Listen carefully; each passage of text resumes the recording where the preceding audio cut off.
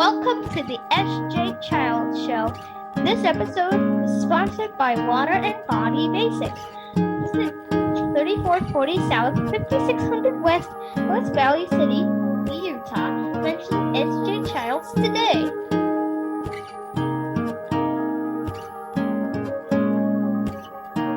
Hi, and welcome to the SJ Child Show. I'm your host, SJ Childs. And today I have a friend, a mentor, and just an all-around great guy, Phil Better. Thank you so much for being here today, Phil. It's my pleasure. I'm having such a great time. We were chatting for about 30 minutes before we even started recording. And then I'm like, you know what? I'm about to jump in and do some major help for you. And I think it'd be wise if you had this recorded so you wouldn't forget. And it would make me look smarter than I actually am. No, come on. We all know. Humble brag. That was smart. Right. Well, let's get started by introducing you and tell us a little bit about yourself and why you are here today. So I'm Phil Better. If you're watching this, it could say Carl L. That is a faux pas on myself.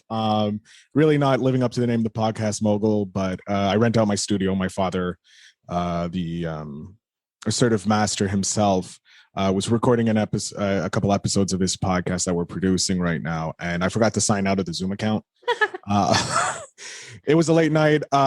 If you don't know, I'm a huge hockey fan, and my team, Montreal Canadiens, played on Monday night and they won, and it was late, and I'm still tired and waking up over that. But enough about my faux pas, a bit about who I am and what I do. I call myself the podcast mogul.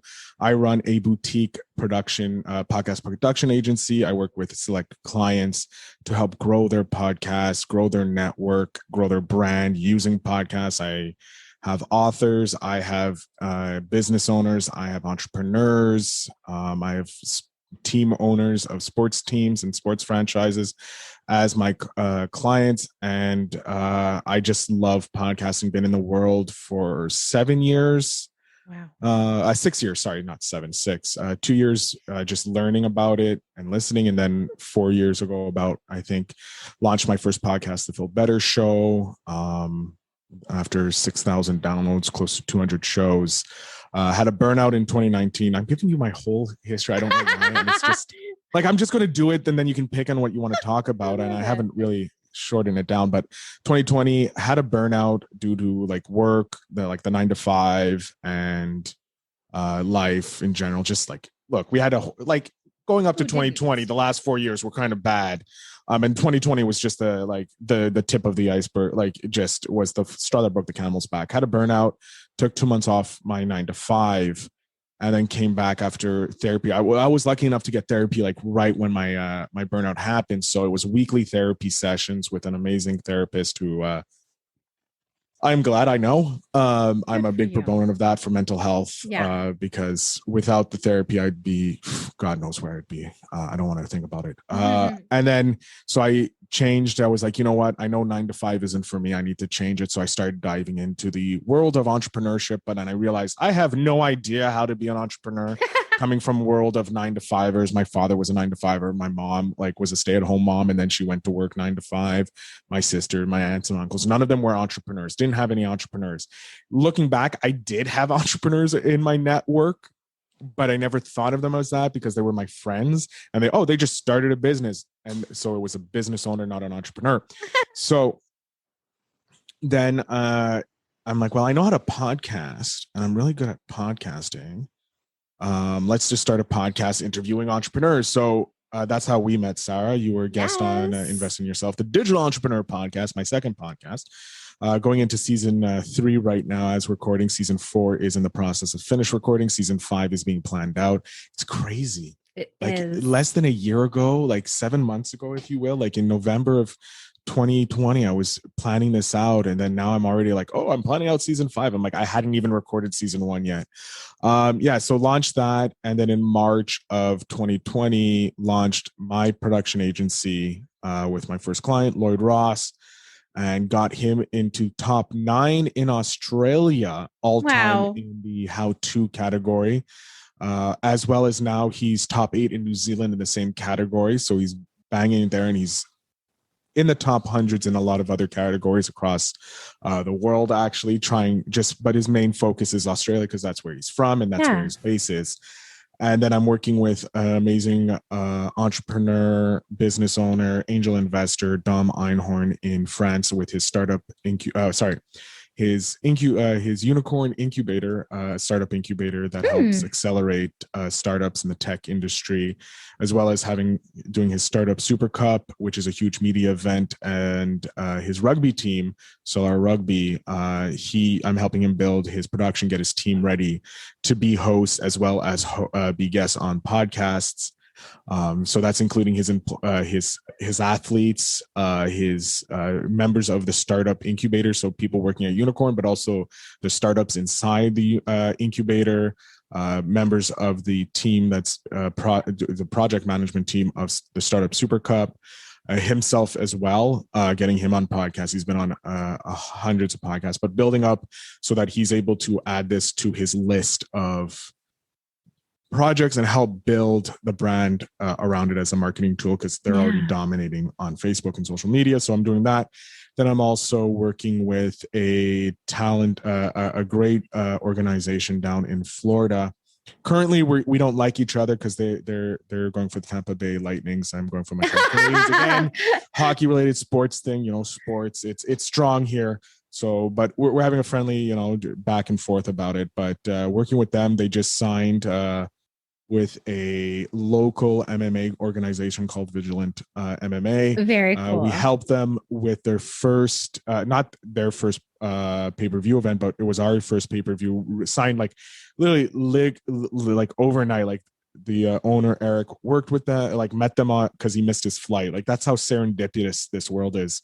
And he missed his flight. Guy talked with him, and then they chit-chatted back and forth, and then we helped organize it, and we're like, okay, we're going to take care of the next one. So we're his company Gorilla Media, which owns Next Generation Sports Media or Network.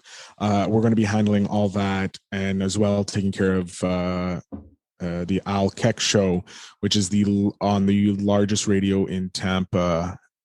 So there's that, a whole bunch of things, like a really like, oh my god, this is amazing coming from this. And of course, drop a little tidbit. I am working on creating a business network of podcasts that's currently in the early developments. So look for that. That's probably, I want to get it launched probably Q4 of this year. But it's right now just trying to find the right members of the organization to bring into places. I have the people for the background. It's now finding the podcasts that can help elevate the games. I'm kind of doing that with Eric down in Tampa. So it's time to flutter the wings. Everything's kind of in place for the network to like, all branding is coming along in that, but it's now okay. I need to have those meetings. I now see that people want to be part of it. Like as yourself, you mentioned exactly. that you would. And that's just great, because it's like you have a very interesting, and it would be great for more thought entrepreneurs that want to become thought leaders. Would be great on your podcast, because you can talk about some of the struggles there, and it's a nice showing a third dimension of entrepreneurs. They're not just ruthless money grabbers, or they're not known for their particular talents. They have someone they know with a difference, if you will, they can come on your podcast. So there's that. Yeah, absolutely. No, I love that. And I from you have gained so much knowledge, so much, things that I have to work on, so many goals. So it's wonderful. You bring so many wonderful resources to the community, to the podcast movement community, and all of that. So thank you. Thank you so much for doing that. It's my pleasure. Well, what about, when did you kind of know, like, this is it, I'm not going back to work? Hold on. What time is it? So I knew last year, probably March, April, we'll say, that I was like, okay, I need to figure an exit strategy out of the 9 to 5. Because it was like, nah. So like, then it was like, okay, preparation, like what Abe Lincoln said, if I had three hours to cut down the tree, I would spend the first 2 hours sharpening my axe. So I spent I'm like, okay, I decided, the 2021, my birthday, my 36th year, I'm going to be fully independent. I wrote out a goal. I was like, okay, this is what I have to do. And then it was like, okay, preparing, like beginning. And then I was like, okay, I know what I need to do. I have to become an entrepreneur. How do I become an entrepreneur? Okay, time to research entrepreneurship. Okay, I'm ready. Like most of the entrepreneurs I learned from, they were like, sometimes you just have to kick down the door and go, hell, let's see what's on the other side. Without kind of having a full plan. You just have an idea of a plan. And so I kind of launched my production agency with an idea of a plan and not a full thought out plan. I was like, this is working, I think. And so far it's working. And I amaze myself every day. I'm like, I'm technically an entrepreneur. Reminding yourself. Holy moly. Snap, pinch yourself. And and you're working. I'm doing my day job and you're working. You're like, this is not what I want to do. I have no passion for this. And you're like, yeah. And then you start questioning things, how they should be done. And then your work is like, we don't ask questions here. What are you doing? Yeah. And you're like, but check what this guy's doing. He's making a couple mil a year doing this. If we implement that and on our okay, don't want to be efficient. Okay, go do your own thing, Phil. Yeah, and then I started this year, started this season 4 of Invest in Yourself. I started asking entrepreneurs what is the best book they would suggest for people to listen. And I'm stealing that from Tim Ferriss because Tim Ferriss does it on his podcast and he added it. I'm like, that's a genius idea. And so what if I stole it from Tim Ferriss? It's allowed, so, and I one book, actually Tim Ferriss's book, a 4-hour work week popped up. I'm like, okay, I'm reading that. I have Think and Grow Rich on the go as well as another book. I'm drawing a blank, but I'm getting all these great books from these entrepreneurs, and I'm like, okay, I'm buying that one. I'm buying this one. This looks good, and I'm realizing you're stepping up your game. Some of these books are just a simple read through. It's like a memoir, or they're like a blueprint. You have to do this, this, and this. And so some of them you read them once through, and you're like, okay, this is good.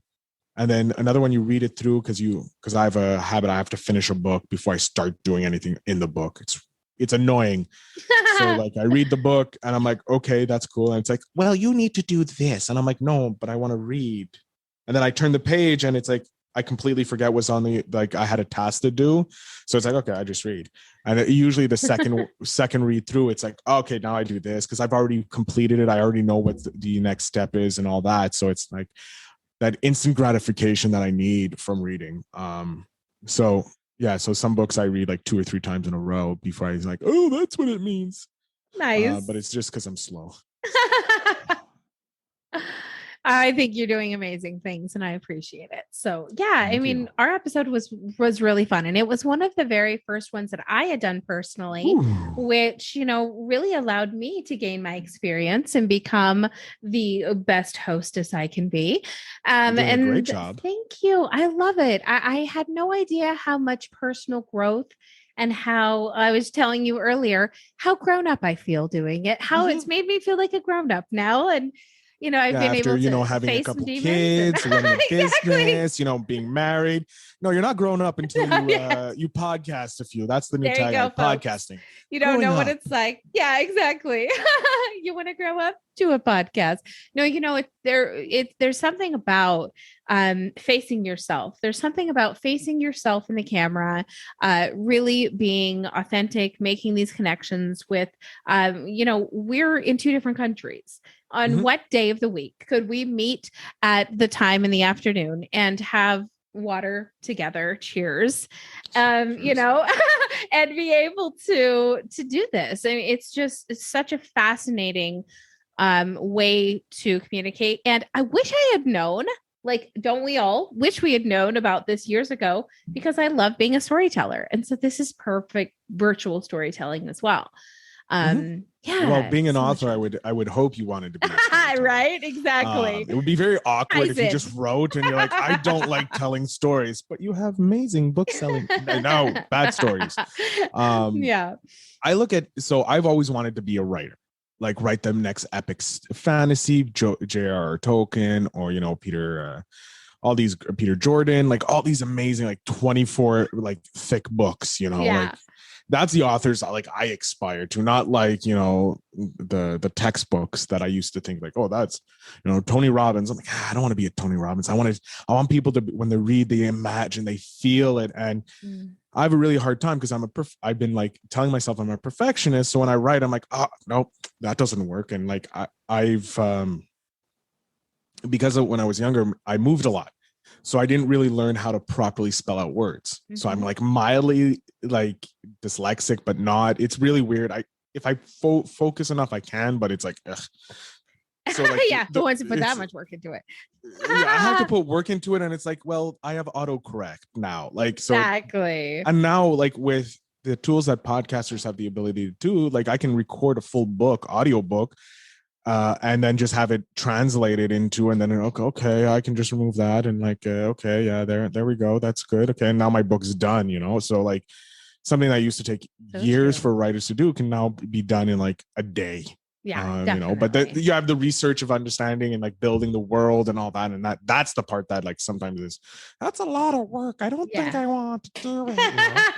Exactly. Like if you're doing a one-off book, you're pretty easy. But when you want to do like a J.R.R. Tolkien, you know, like a massive story like that spans generations, takes a lot of work. So I now look at when I have guests and how I interview my guests, I look like I'm the storyteller telling their lives. Yeah, right.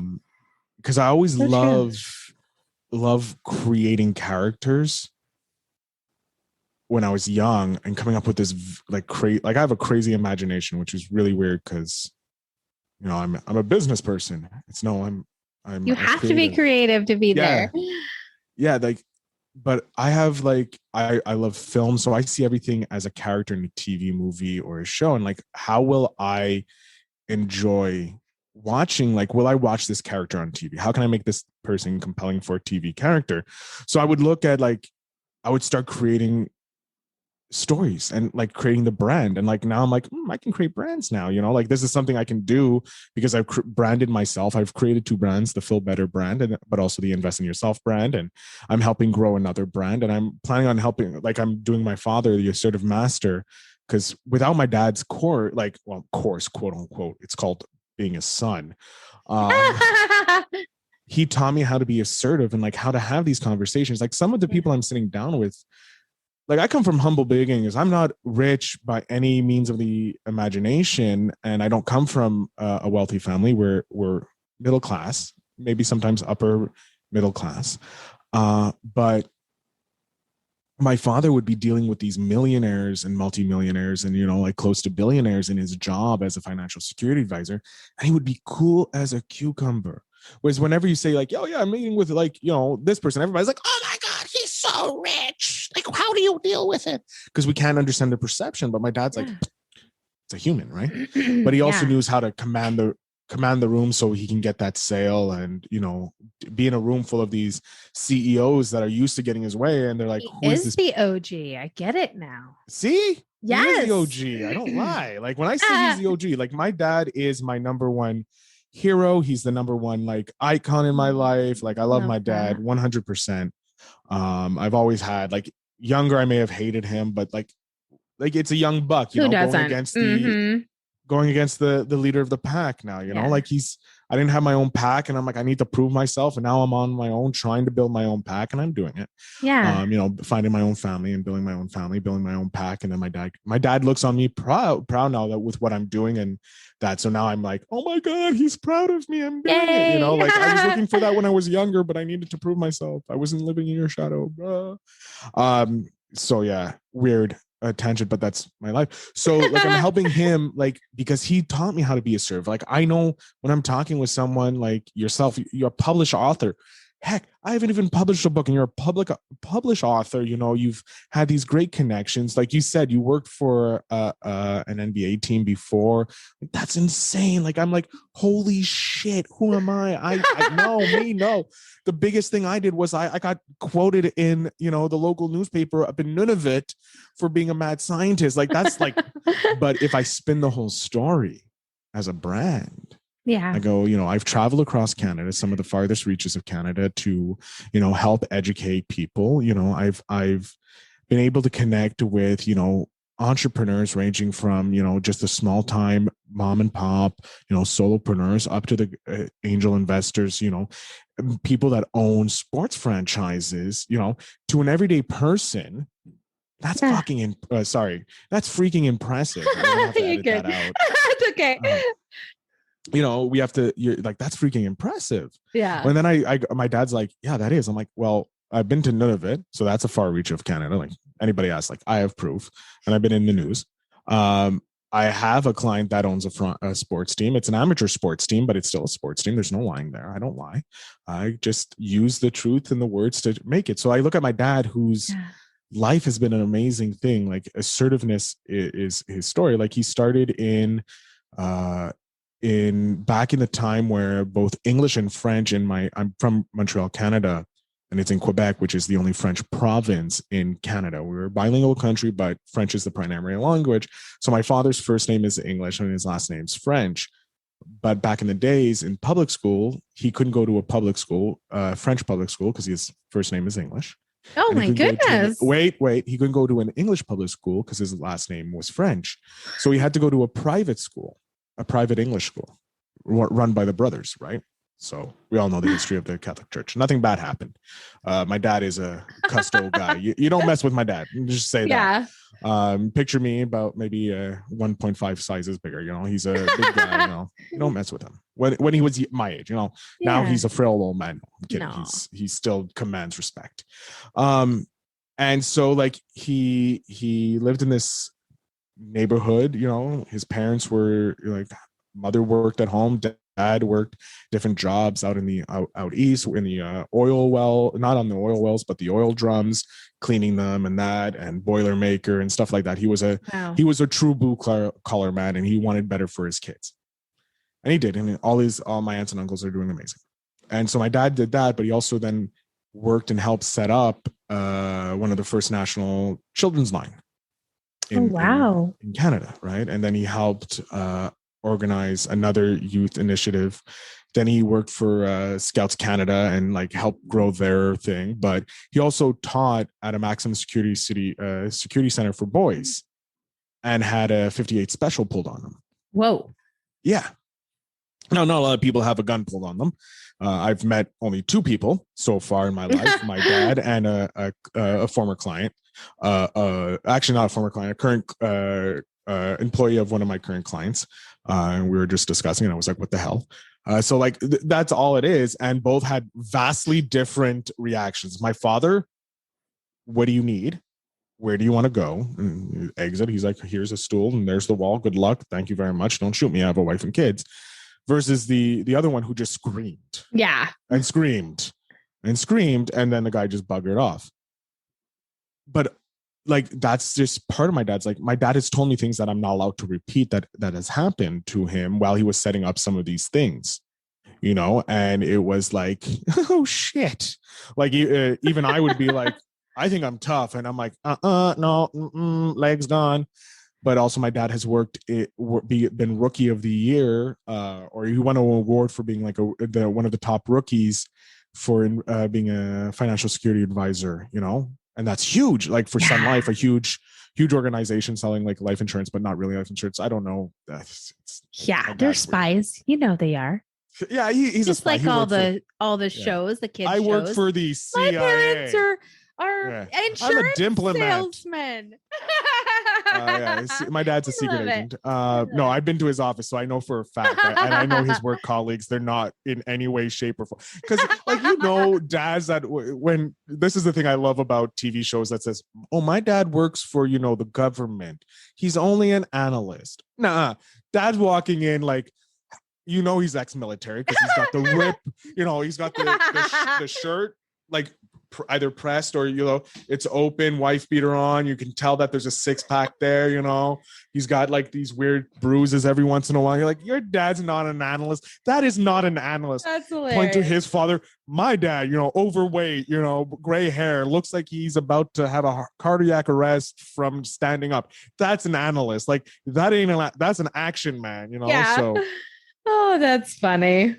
But so like my dad's been in these businesses that deal with like really rich and very powerful people and been able to keep his cool because he's been on like all these different things, but he's learned how to assert himself to be someone that listened to. So and he's taught people. He's actually in schools taught, gave courses on this. And so I'm helping develop his brand. And like where he's like, oh, I haven't, when you sit and you look at your own life, you're like, oh, I haven't done that much. Unless you've been like a roadie for Aerosmith, then you got some stories. I'm just saying. You got stories and I want to hear them. But if a regular person, if you just look back at your life, it's like, oh, well, I didn't do that much. But if you have someone who comes in and goes, that's insane, that's cool, what the heck? Then you're like, oh, I guess there is something to this. Because for you, it's just every day. Yeah. But for someone else, because I've never experienced that. Like I've never had a gun pulled on me in my life. And I hope I never do. Because that's just terrifying. Yeah. But being able to sit with my dad and go, what went through your mind? And he's like, well, there was a gun. I knew it could kill me. I'm like, I have a wife and kid. That was all that was going through, right? So it's like, okay, like you can ask these questions, but also, it's going to be a point of intrigue to other people because all you have to formulate how assertiveness helped me keep my cool when I had a gun pulled on me. And now people are like, damn. Right. I want to know more. And it's just causing that intrigue. It's taking like clickbait, but using it because it actually worked because he had a gun pulled on him and it's real truth. Real truth. Yeah. There's witnesses in that, so. My husband and I have a joke too about, there's that, and it's, I don't know if it's American station. I don't know the differences between Canada and America as far as that goes. But as far as like, there's a station called True. TRU. True TV. Oh, and it has all the horrible things on it. And so whenever there's something that's like really not true, but they were saying TRU, we always make that joke about that. And that's what just made me think of that. Like, yeah, right. The old TRU of it all. So what's funny is I actually know someone who has a show on True TV. Oh, really? Yeah, the show's called Big Trick Energy. It's 4 Canadian magicians, I believe. Yeah, they're 4 Canadian. They're all cool. Canadian. Magicians. Chris Ramsey is the host, and then he has his three of his best friends.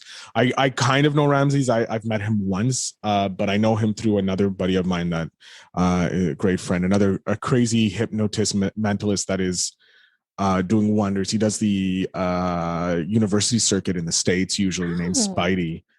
He's amazing, great guy, hilarious, great YouTube channel, and sharing a whole bunch of stuff. And he was on Masters of Illusions with Penn and Teller, as well as Penn and Teller Don't Fool Us. I think with Ramses or with one of his other buddies.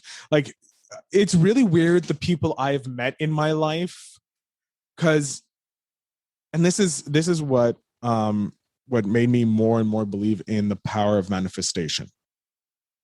So when I was younger, I would watch like the gangster films, like Godfather, the Scarfaces, the Untouchables. And the big boss guy always had that one guy. He's like, I need this guy. And he's like, I know a guy. You always have that one guy who goes, I know a guy. Right. I always wanted to be that guy. I want to be the guy that knows the guy. You come up to me and I'm like, I can connect you. Yes. And like through my life, I've just made these random connections. Like I know a hypnotist, mentalist, and magician who helped me teach me some magic, basic magic, that helped me end up getting a girlfriend. Like that's random. Like it was completely random. And I'm like, that's an interesting trick.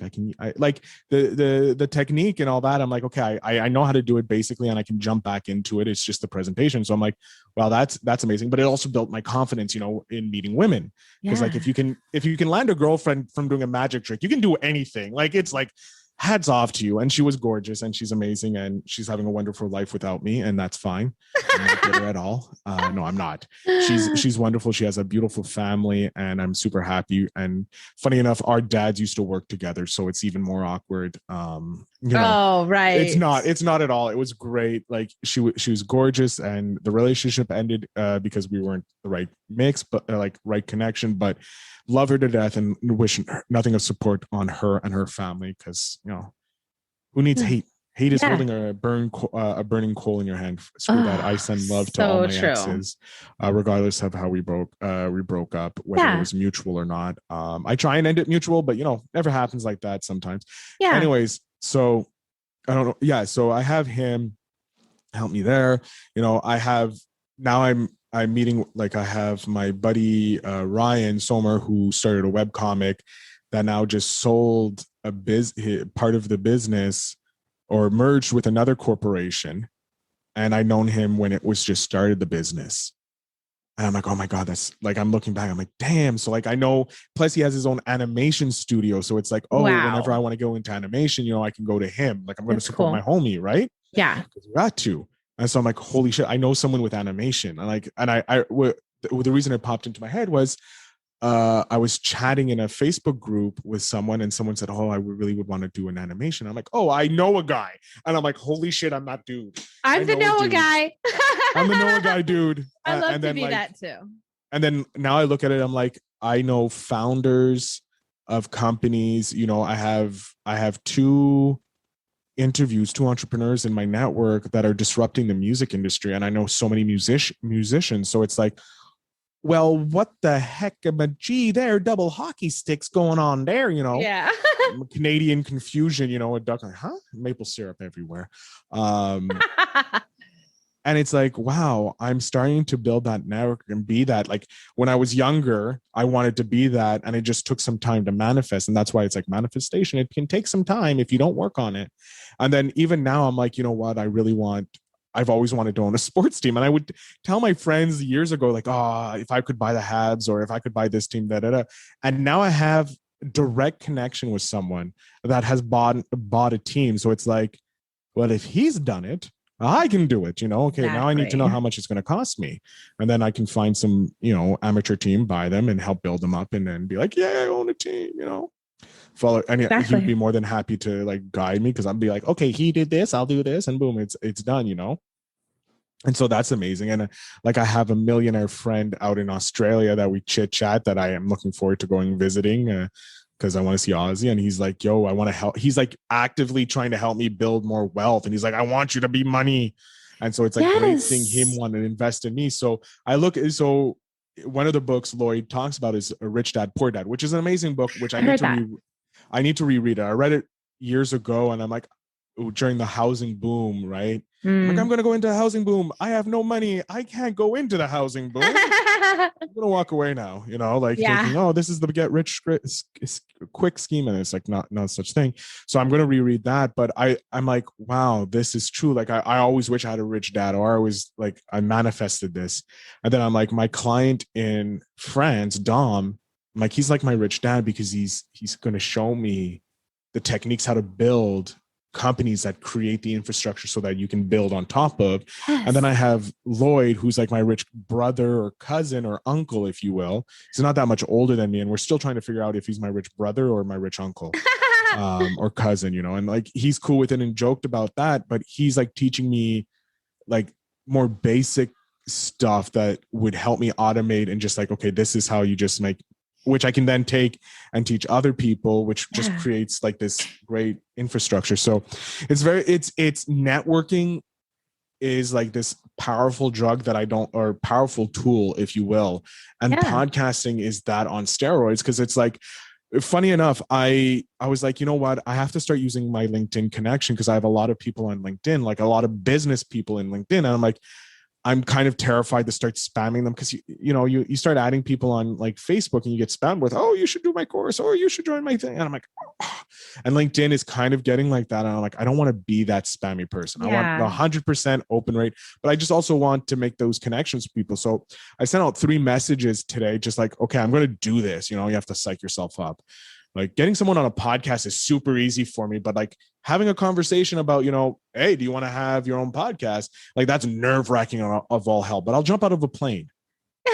Like, my fears are very weird. So priorities. It's like, oh, Phil, you want to jump out of a plane? Yeah. You want to jump on a bucking Bronco? Sure. Phil, do you want to write this letter to sell yourself to get clients? Yeah. No. Yes. I'll stay away from that. I can take door 3. Like, is that the hell? Like, I'll take that. For some reason. And it's just like, because I've never done it. Like going back pretty much, going back to all the way to the beginning, a long tangent to say why I wish I worked in retail is because then I would have the ability to already sell something. Like, I don't have that self. Like, I can sell from this straight beginning. Whereas now I'm so in the conversation networking world. It's like, I can't sell you something unless I have like a 13-hour conversation with you. And then you're like, you know what? You know your shit, son. I want to go with you. That's how I do it, you know? Like, and that's where the world's kind of going right now. But sometimes it's like, no, I need that quick sale. Yeah. Daddy's got to put food on the table. Exactly. But yeah, no, podcasting. So as I was saying, I sent out 3 messages going to these 3 different people in 3 different niches. One's a financial security advisor. So I'm like, oh, I know stuff about that because my father and I've interviewed people already. Then I have this growth hacker. I'm like, I want to talk to you because, you know, I want to learn about growth. Yeah, it's interesting. And then I have, I can't remember the third guy because he hasn't gotten back to me yet. But I sent 3 messages saying, hey, XYZ about this, you know, like something personable, because that's what it is, you know, you have to be personable. And then I copy paste of a common thing with the ending, you know, looking forward to chatting with you. So like that's what it was. And I'm like, okay, let's just try this. So go on this profile. I'm like, oh, security advisor, I know this. So I'm like, hey, you know, I run this podcast. It's about it's the Invest in Yourself Digital Entrepreneur podcast. It's for entrepreneurs to learn like how to from experts in their field. I do have an expert coming in that deals in the financial security world. I would love to be able to pick your brain for maybe a question that could benefit, like, you know, help grow the conversation to a more organic, nice place. Something that, you know, isn't something normally asked and you wish was more asked for, or if you would be interested in being a future guest. Yeah. And so I sent that to one guy and then to this growth hacker, somewhat similar to that. And both of them within like 2 seconds were like, yes, let's do it. And I'm like, oh, holy shit, this is working. Oh my God, what do I do? You know, like I'm having this mild panic attack. And then I reply, great. Here's my Calendly link. Let's book it. And then it's like book. And I'm like, oh my God, this is real. Oh my God, I didn't think this was going to happen. Oh my God. And then on top of it, I just signed a new client just to help him get things like Whirlwind Day. Signed a new client out in, where is he? He's just by Greece. Like he's like an hour, 3-hour drive from Greece. This is Macedonia. Believe it. I'm mispronouncing the name and I apologize. I'm horrible with names and that. I try and get better, but it's like, I have this thing where it's, if you can understand what I'm saying, then, and it won't destroy the conversation. Let's move on. And if it does truly bother you, tell me afterwards and I'll work on it with you. Like I'll purposely now do smarter because I have so much information in my brain wanting to get out. Yeah. That if I kind of stop and go, wait, you're right. Let's practice for 5 minutes pronouncing this word that A, I may never say again, or B, the relevance doesn't really hold to the whole story. Exactly. And so I kind of just try and bulldoze my way through conversations. Some people don't like it. And I know it's not good. I should practice pronouncing words, but when you have your brain working at like 500 miles an hour, like I'm an ideas guy. So I got ideas going like. Yeah, I know. I totally get that. Like the network was just me lying in my bed 2 nights ago or a couple nights ago going, how can I quickly monetize my idea? You know, if I had a network, like I had watched, I had a conversation with Donnie Bovin last year or the year before, I think 2019 or something like that. I had tried to start a network before and it failed miserably because no one in there really understood the business side. We went in and no one lost money or anything like that. Or if we did, it was like peanuts. Then he had dropped. He's like, why don't you have people pay you? I'm like, in podcasting world, that's kind of hard, right? And I didn't have the infrastructure at the time. And then I now have the infrastructure. So it's like, why don't you restart that idea? So I was like, you know what? Before I start jumping in and doing everything like that, let's see if there's something here. So I posted like 3 a.m. I'll be honest. I was high. High on like I was like coming off my high, but I also was so exhausted. My body was just drained because I had just done a massive editing session and I had a full day of podcasts, and I was like, okay, I'm done and I'm relaxing. But sometimes my brain just like I'm lying in bed and my brain won't stop unless I do like if it's an idea, if I write it down so I can remember it, because I have like pads of paper everywhere and they're notes and I really should organize them, but I come to them randomly. You and me both. I come to them randomly like, oh yeah, I remember this. And then it's like, okay, let's off to the races on this idea. Yeah. And so I've kind of condensed them in like, I do now have like Phil's book of random thoughts and goals. And that's literally, this is the pad I go to when I have a random idea. I just pull out a page, write. I have one for when I'm interviewing guests. I have a book of timestamps for my editor. I have a legal pad that's just ideas. Like if I'm in a meeting with someone, I'm writing down ideas. Then I have the business idea book, which is just for Feel Better Inc. And like, so literally the network started in a business idea, just like Feel Better Network or some sort of like a page just full of like what should be in there. Yeah. It just stayed there. And then it's like, and then I laid down and I'm like, okay, boom.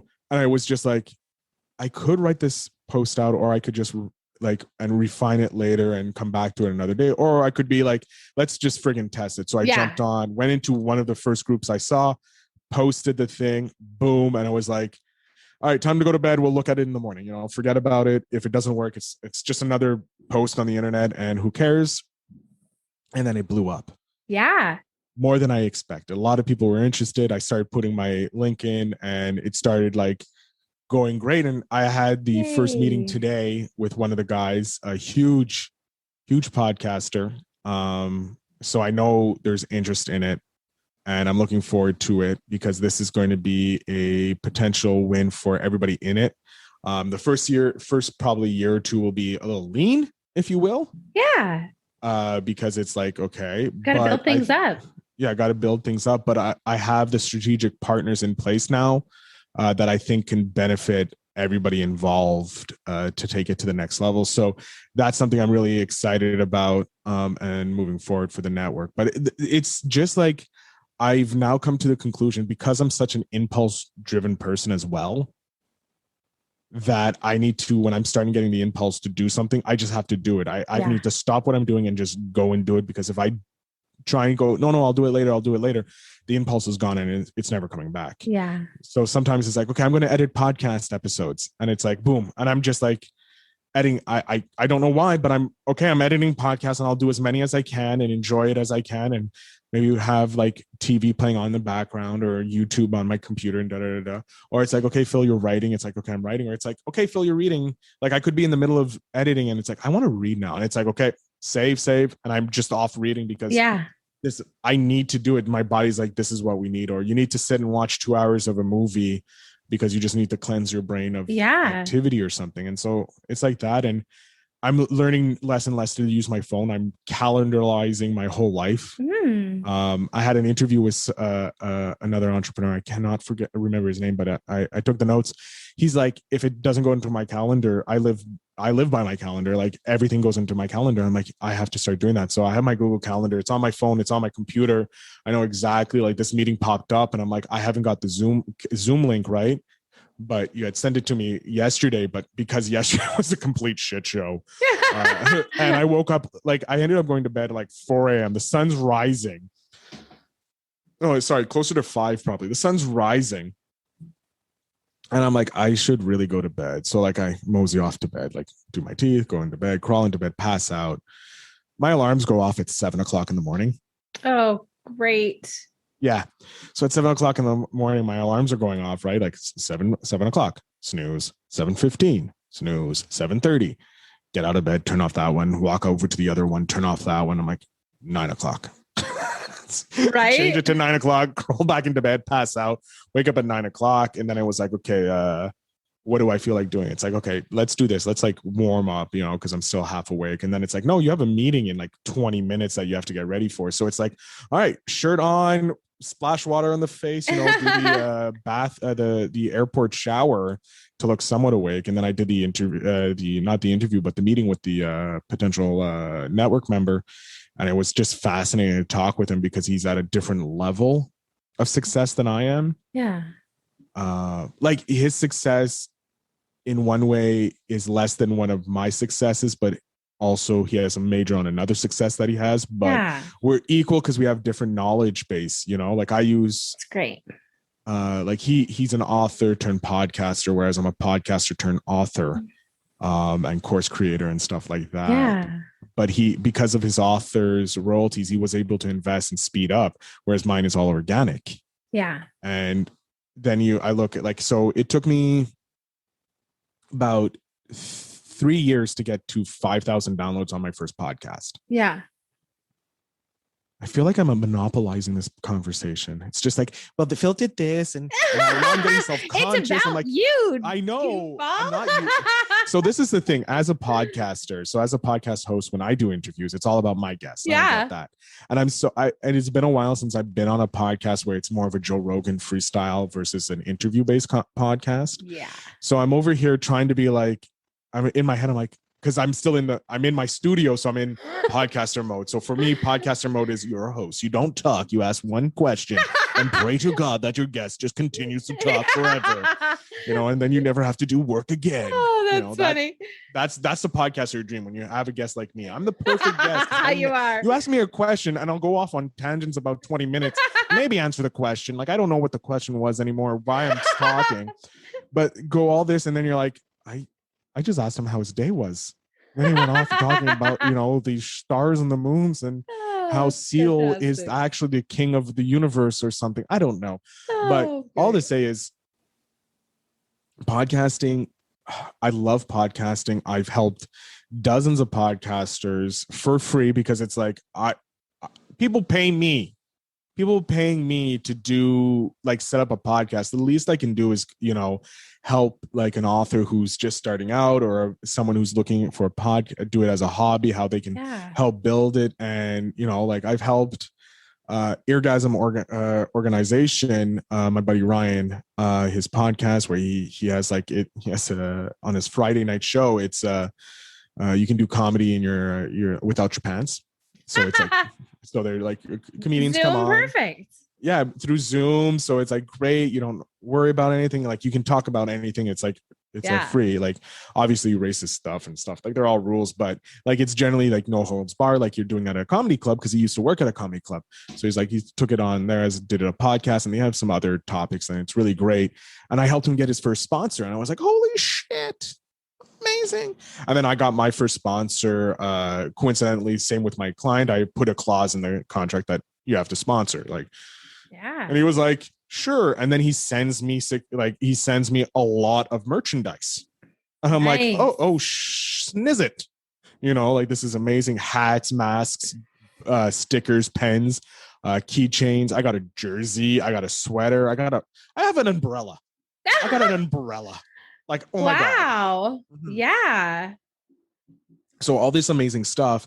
And so now I'm like, okay, if my future client, any business has to, you know, I'm getting businesses that are aligned with my business. Like this is my first one. He's a startup incubator, but he gave me merch from his rugby team. So I'm doing a contest, which should be rolling out soon. I have to finish that. That's another thing. It's like when you run a business, you're like, okay, I have to do 20. I don't want to deal with things on my projects. Yeah. It's like, okay, I have stuff I have to do for my business and my podcast, but I'm more concerned about doing my client's podcast and forget about mine. And it's like, okay, I have to just get one thing automated right away. Yeah. So it just starts printing money so I can start paying someone to handle the shit that I don't want to do on my podcast.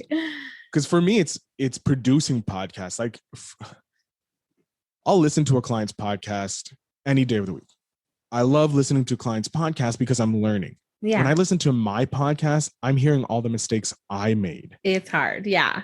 And not what not my guests. Like when I'm in the conversation, I'm 100% there. I'm like, oh my God, I love this. And I'm like learning so much, absorbing it, taking the notes down. And so that I can listen to only what they say and not what I say. That's mainly why I take the timestamps. So I'm like, okay, this is a good point. Okay. I have to remove this because I can't listen to myself. Yeah. I hate listening to myself because I'm so uber critical. Like my 9 to 5, our job is I'm recorded 24/7 in my life, pretty much.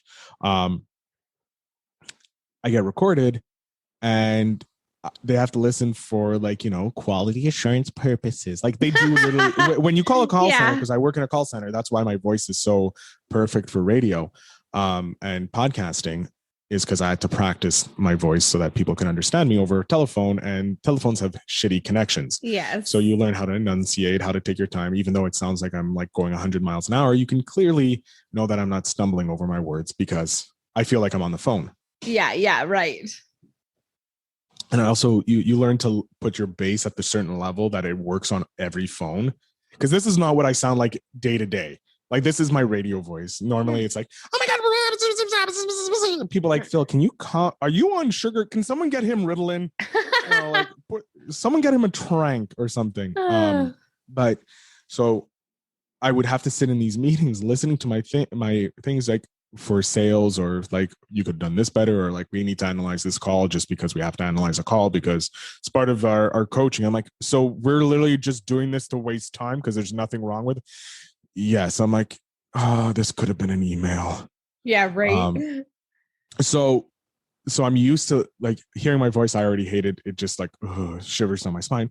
But when I'm editing like my client Lloyd's or anybody else's podcast, I'm sitting there like literally for half an hour just listening to your podcast. I've already done all the amp work and the making it sound beautiful and all that. I'm just listening just to listen to it, and because I want to see if there's any like smaller points that I can fidget out or stuff like that. And it's like, well, goddamn, this is smart. Like that part I love. I don't want to automate that part because that's like, for me, it's like learnage. Whereas I want to hire someone to take care of my stuff, and I don't have to do it. Like, do the research for me, do everything. I just want to show up, kind of like my clients. I want to set up my podcast like my clients. Show up, record, walk away, and someone else handle it. Did you know that? That's what I do. I literally hand it over to my husband, and he does the editing. Unfortunately, I don't have a husband to handle my editing. Well, whose fault is that, Phil? I'm sorry. Your husband turned me down. Okay. I know he was taken, but yeah, it is so nice. But I agree with you. Like sometimes I hear my own voice and I'm like, oh, it's so shrilly. Like you're in there listening to me talk again. So why are you tormenting yourself? Oh, that's funny. Yeah, and like the first couple seasons on top of it, I had a bad mic. My mic wasn't working. I didn't have the proper mix or something. Yeah. For some reason, the Zoom wasn't connecting properly. And now I got the Rodecaster Pro. I invested in it. So season 4, 5, 6, 7 will be amazing. Got this great mic. I got sound effects on top of it. So the Rodecaster Pro is the primo podcasting mixer you want. Like amazing. It is godsend. 4 preamps for your XLR mics. It's got Bluetooth plus phone connectivity, so you can literally have 2 phones connected at the same time. Yeah. So if they can't be on Zoom, if you can, you don't have internet connection, you can still, with a micro SD card, you can put it in and you can record literally on the micro SD card, transfer it over to it. It has sound effects you can preload. So I'm going to France in October for sure for a media event for my client Don's Startup Super Cup. It's the 1st, 2nd, and 3rd.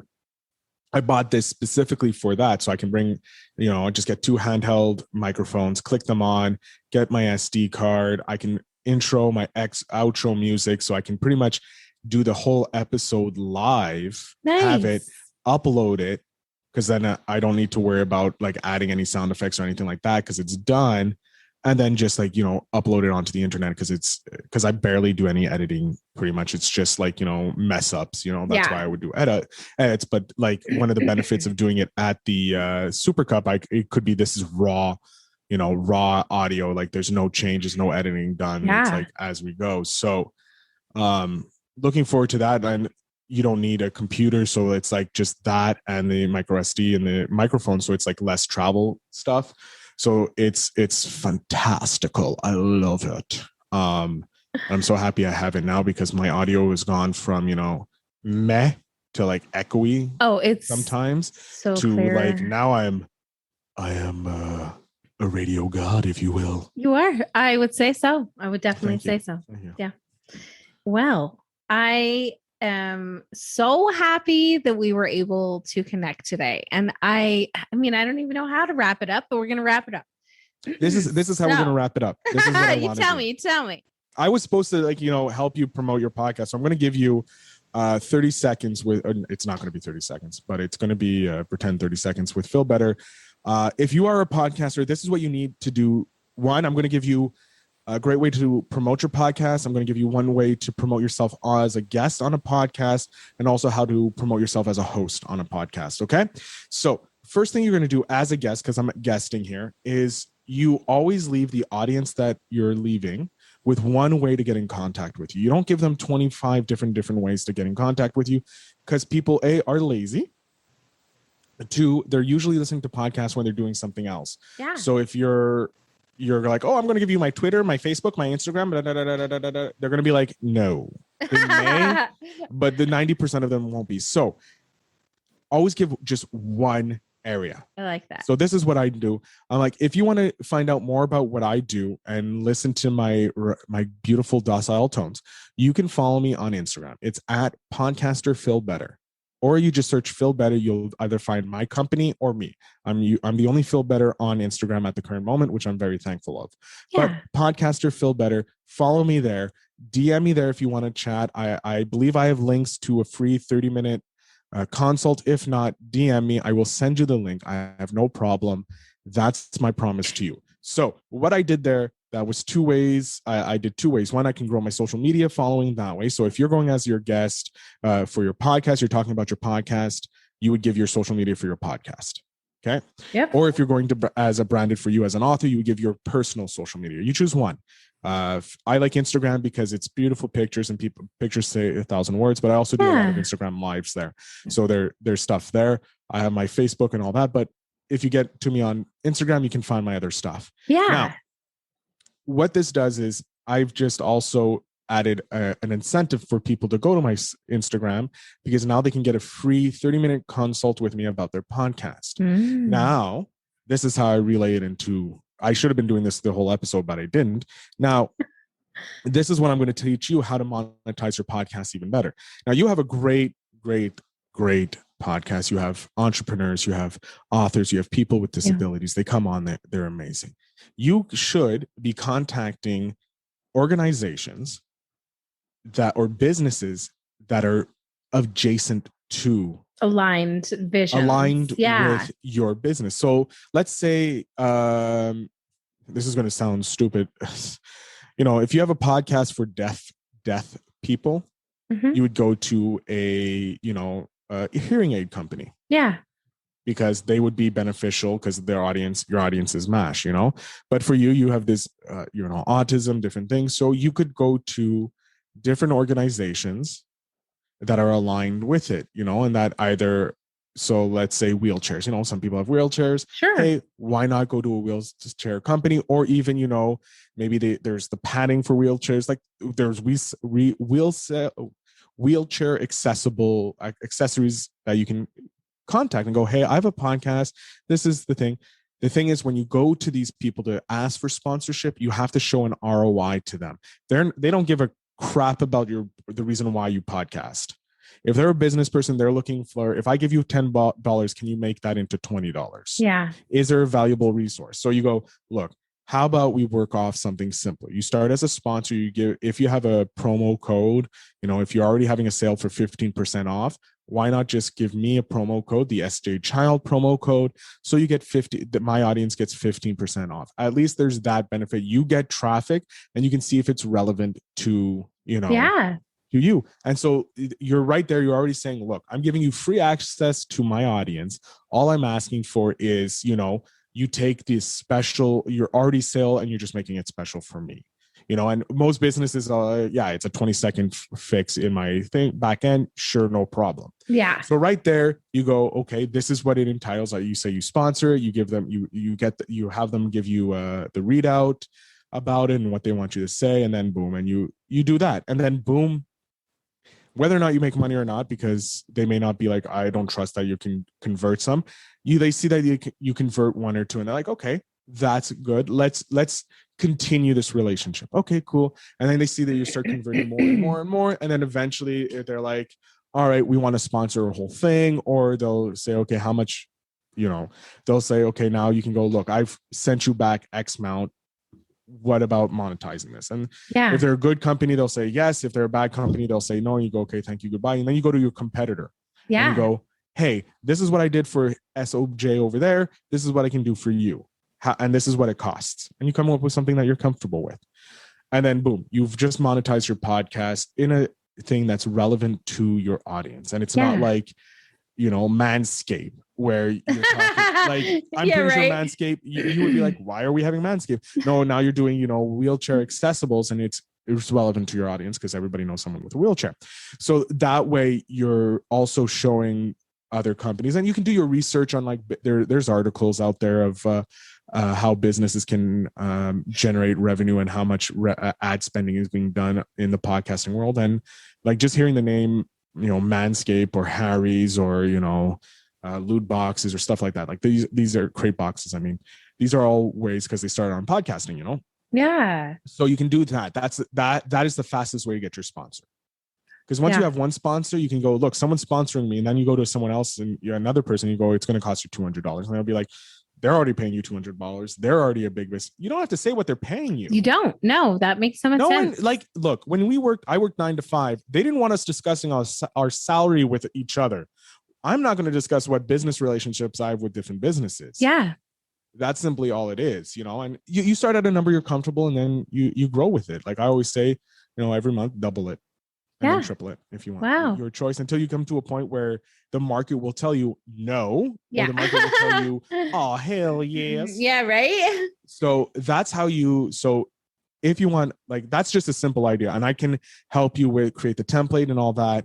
That's something I'll do in the 30-minute call. So like, there's the value pack I just gave. I should have been doing that through the whole episode so people see it, but with helping you promote your podcast. And I also do like how to use your email list to grow your podcast, how to, use Facebook properly, how to use audiograms and all that stuff, and how to use Patreon. I have other things and all that. Either I've done or I've understood how other podcasters do it by asking them, because I'll email them, how the hell do you do that? And I'm like, oh my God, that's amazing. And we geek out over podcasting. And then I said that I hadn't done everything we talked about, and that is not true. So pat me on my back. I have now Buy Me a Coffee on the links down in the description below. So you can click the Buy Me a Coffee, and it actually says buy a book. So because you can, personalize it to yourself. So a little bit, one step, right? There you go. That's awesome. Buy Me a Coffee is a great way. And now here, also another way to make yourself even more valuable as a guest. This is what I usually do. I go, ladies and gentlemen, if you've enjoyed this podcast at all, if you enjoyed some of the knowledge that I've shared, some of my story that I've shared with SJ, or you've just enjoyed all of SJ's podcasts, go down in the description, click on that Buy Me a Coffee. Buy her a coffee. It costs you, if we go by normal, coffee's about like $2-3 nowadays or something like that. Now, let's say it's $2 a day, 5 days a week, that's $10. If you just donate $10, you put in $10 for 1 week, that's a week worth of coffee. You can survive a week without coffee. Instead of going to, cappuccino, frappuccino, Starbucks, you make your coffee at home for a day and you just drink that coffee for a week, and then boom, look at that. You not only helped a creator make her business even better, because she's going to take that $10, she's going to invest it in the podcast. So either Facebook ads, hiring a marketing team or something like that. She can take that $10 and put it to building her podcast so it gets bigger and bigger and bigger. So that's something you can do. And what I always suggest as a guest is promote the other person's podcast. Like follow her on Instagram, follow her on Twitter, follow her on Facebook, and leave a review on Apple. If you're on Apple, leave a review, leave that 5-star review, because it's only fair.